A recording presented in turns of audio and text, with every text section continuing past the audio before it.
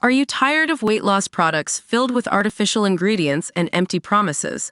Discover the power of nature with Pure Revive, the ultimate solution for healthy weight loss. Check out the link in the video description now to start your journey with Pure Revive. The TV is on, but my husband Mark is fiddling with his phone and not watching. Is he texting her? I know he is having an affair because 4 days ago, I saw an email from a woman planning dinner with him. When I confronted him, though he refused to admit her existence, my husband of 12 years said he wanted a divorce on the grounds we were living separate lives. Nevertheless, here we are sitting in the same room, with the TV on, in the forever home in Hertfordshire we spent 8 months refurbishing.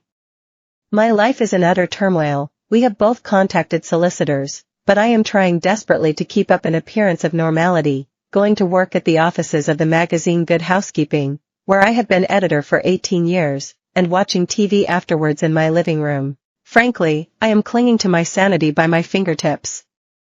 And now he is texting someone. I walk over to where he is sitting and ask him for his phone.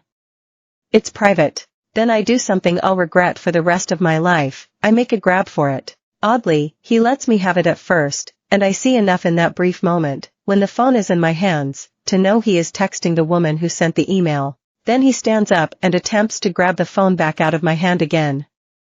I hang on to it momentarily. I want this evidence, before thinking better of it and letting go. He lets go at the same time. The phone flies through the air, landing with a crash and breaking in two. On the pale gray, poured resin floor we spent a small fortune installing. We both lunge to retrieve the pieces nearest us, so we are standing a meter apart, each holding a part of the broken phone. My heart is pounding and I am gasping for breath. This is not what I expected. I still think he will admit his guilt. I think he will apologize. But what happens next astonishes me even more. You just assaulted me, my husband says evenly. I'm calling 999. When I met Mark, I wasn't sure I could ever love again. My first husband, the investigative journalist John Merritt, died of the blood cancer leukemia in 1992, 11 years after we married.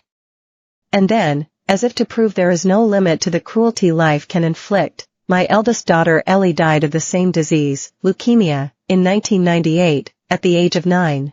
I once described the years of grieving for John and Ellie as like living on the seabed, so deep below the ocean's surface that no sunlight could reach me.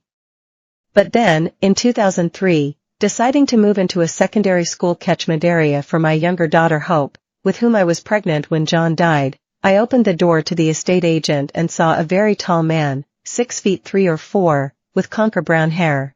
Over the next few months, I fell deeply, passionately, headlong in love with him, and we were married the very next year. Mark helped me swim to the surface, to breathe air again. He is strong enough for both of us, but now the undertow has caught me. The one person I thought would help me, his mighty arms cleaving through the waves, is holding my head underwater, and I must surely drown. We will never agree on what happened that evening in February 2017. His retelling of it was, and remains, fundamentally very different from mine.